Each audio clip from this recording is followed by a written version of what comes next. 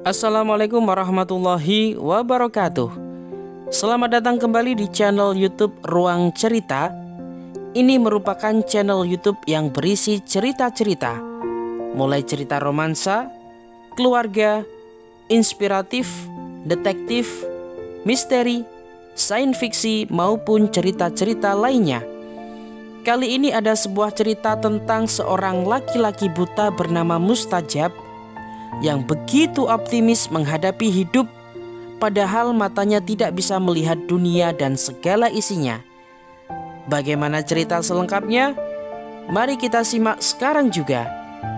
Tapi sebelum kamu tonton video ini lebih lanjut, jangan lupa subscribe dan nyalakan lonceng notifikasinya agar kamu tidak ketinggalan update cerita-cerita terbaru.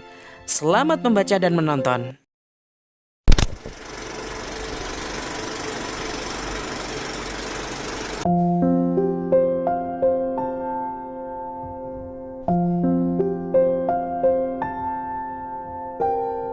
Mustajab buta. Mata Mustajab tidak bisa melihat. Namun, tak ada orang di kampung kami yang begitu amat optimistis menghadapi hidup selain Mustajab. Hidup bukan gelombang laut lepas atau hantaman ombak. Begitu katanya. Hidup adalah sungai jernih dan bening yang mengalir tenang. Tak ada kotor, tak muncul keruh, dan tak timbul kumuh.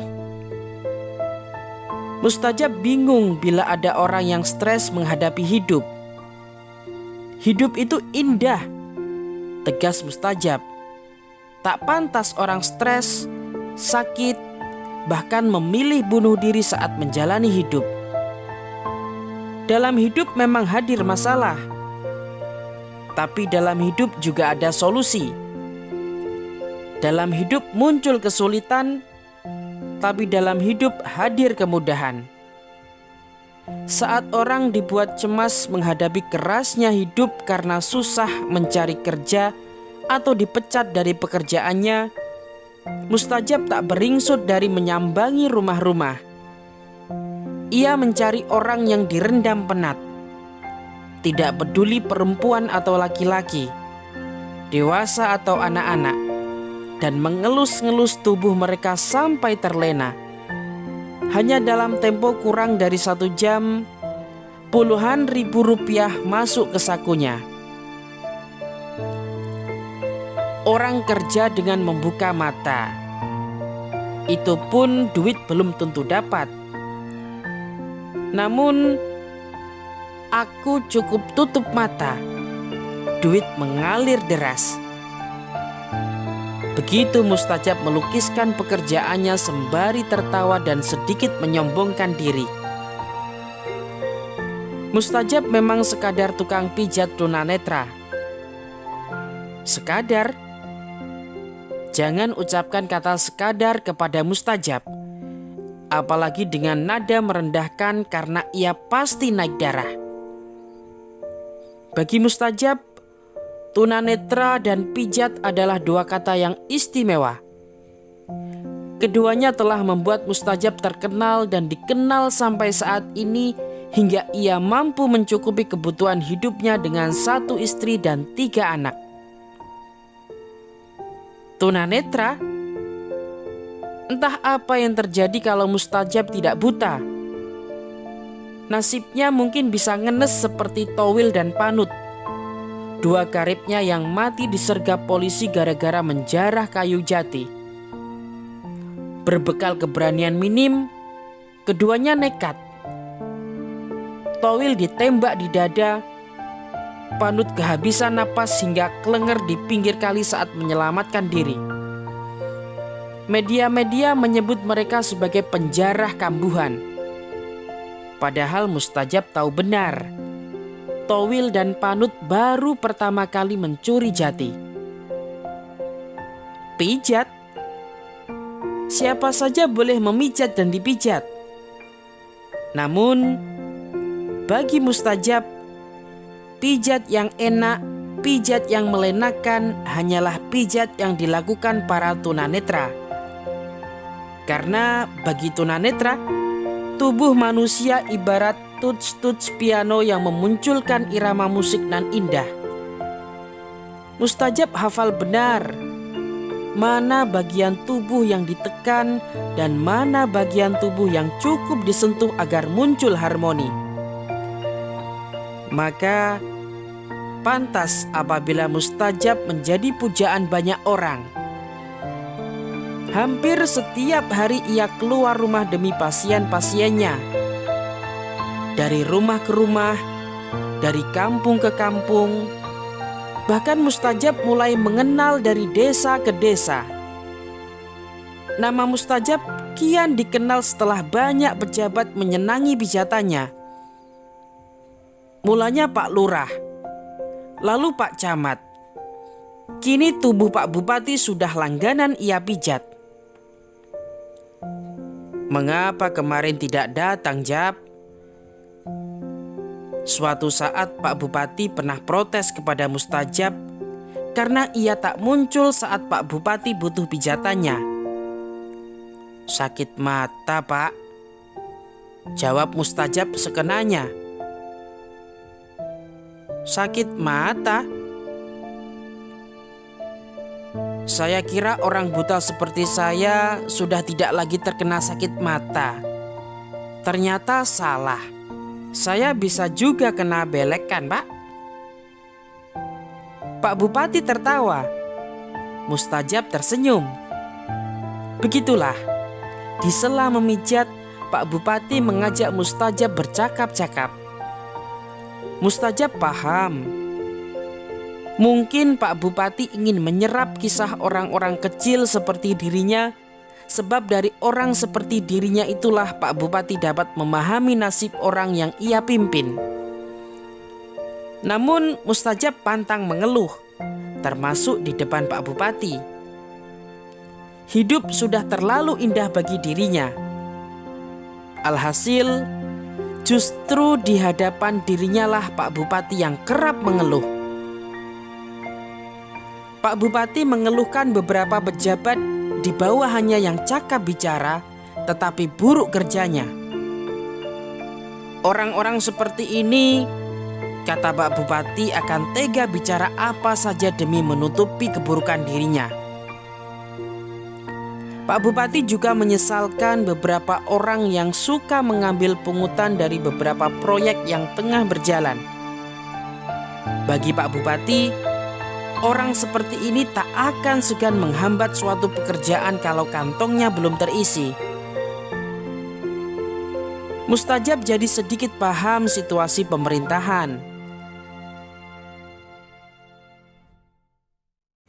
Di tengah pijatan nikmat yang ia keluarkan, Pak Bupati sering kali bicara tanpa sadar saat mata mulai diserang kantuk. Ia bicara apa adanya, bahkan tanpa rem, ngelantur. Mulut Pak Bupati bukan lagi ember bocor. Ia seperti tak sadar bahwa dirinya pejabat dan yang ia hadapi adalah tukang pijat. Situasi di kamar pijat antara mustajab dan Pak Bupati ternyata diketahui bawahan Pak Bupati. Mereka percaya bahwa mustajab menyimpan seabrek rahasia pribadi maupun kantor.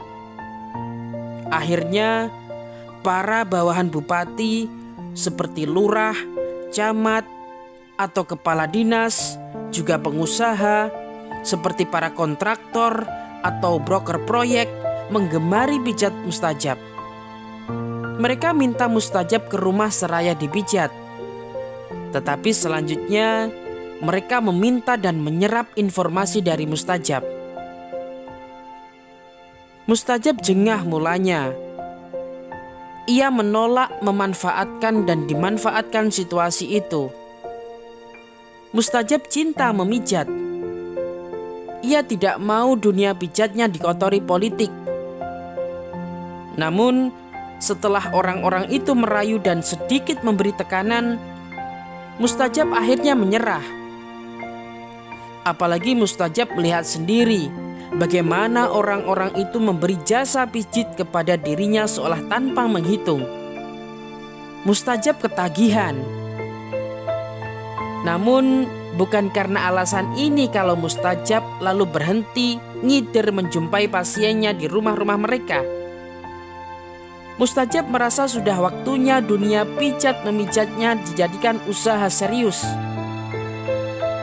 Selama ini Mustajab merasa pijat memijatnya hanya begitu-begitu. Ia merasa waktunya habis saat berada di jalanan. Belum lagi badannya cepat terserap lelah. Akhirnya Mustajab tidak maksimal ketika memijat pasiennya. Memang istri Mustajab yang juga pemijat tunanetra mampu mengembalikan kebugaran dirinya. Namun semua itu hanya sesaat.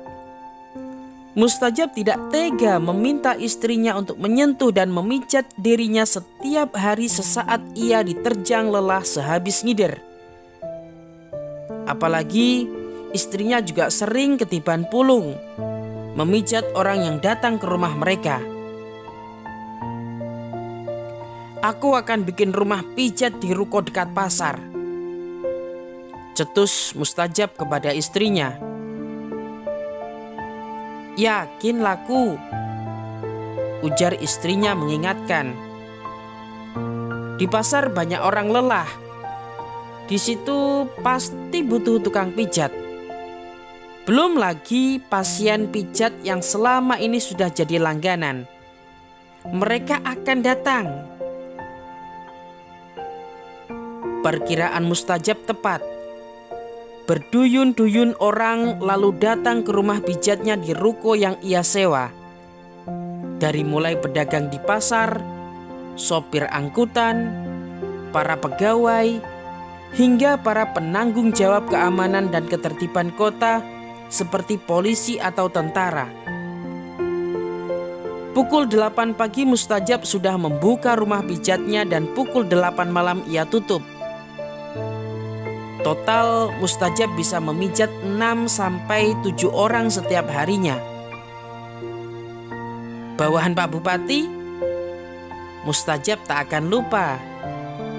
Mustajab selalu siap menyediakan waktu bagi lurah, camat, kepala dinas, atau pengusaha yang ingin mendapat pijat darinya, selain tentu informasi darinya.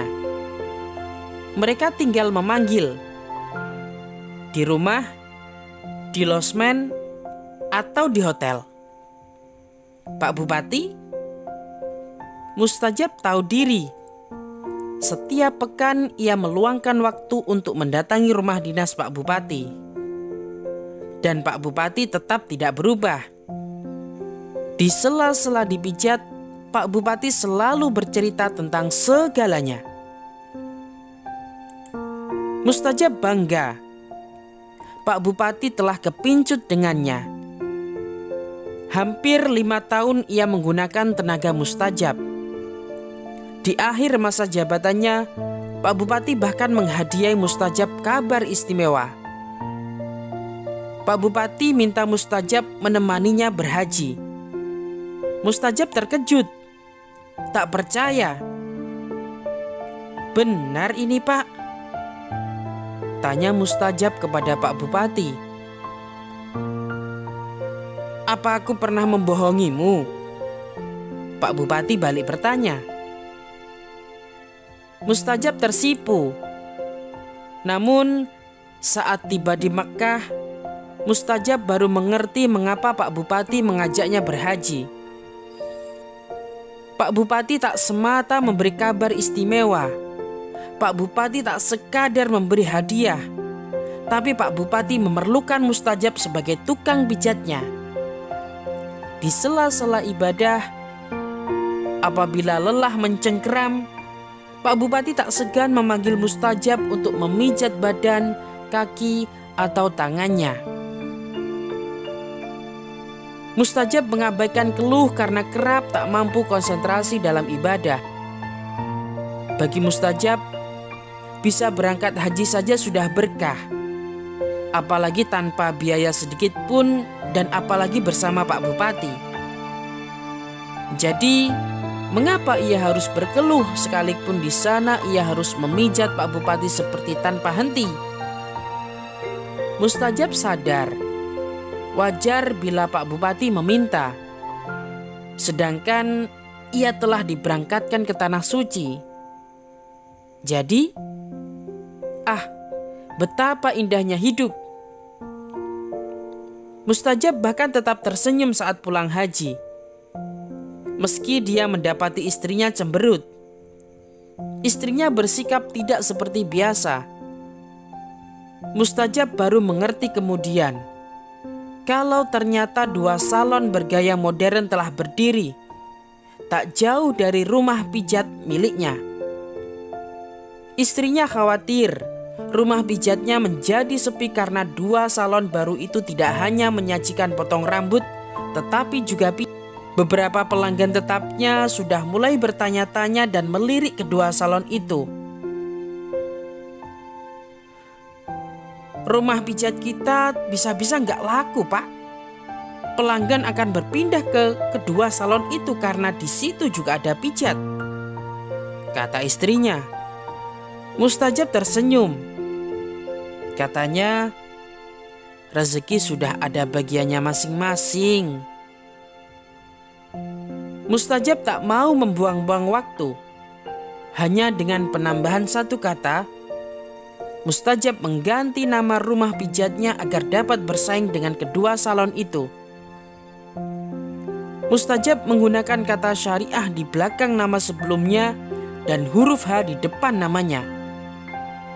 Jadilah tempat pijat Mustajab berubah dari rumah pijat Mustajab menjadi rumah pijat syariah Haji Mustajab. Sayangnya, Mustajab menolak bercerita tentang rumah pijatnya yang bersyariah itu di kemudian hari. Ia tak berucap sepatah kata pun saat berada di kantor polisi untuk memenuhi panggilan aparat keamanan karena 2 alasan. Pertama, status rumah pijatnya yang tak berizin karena ternyata juga menjual obat-obatan. Kedua, penggunaan kata syariah yang menuai protes dari banyak pihak. Mustajab sudah memohon kepada Pak Bupati agar ikut membantu menyelesaikan masalahnya. Namun, Pak Bupati angkat tangan. Aku tak bisa membantumu, Jab. Aku sudah kalah dalam pilkada kemarin. Dan ini semua gara-gara informasi yang kamu berikan kepada lawan-lawan politikku. Apakah dengan kejadian ini Mustajab masih optimistis menghadapi hidup dan tetap menganggap hidup itu indah? Entah, tak ada yang tahu. Sebab sejak pemanggilan ke kantor polisi itu, Mustajab tak pernah lagi ketahuan batang hidungnya. Namun, seorang polisi yang memeriksa kasusnya bercerita, Mustajab raib karena dipanggil Pak Gubernur yang kasihan dengan nasibnya dan penasaran dengan pijatannya. Taman Pagelaran, Bogor, 2019.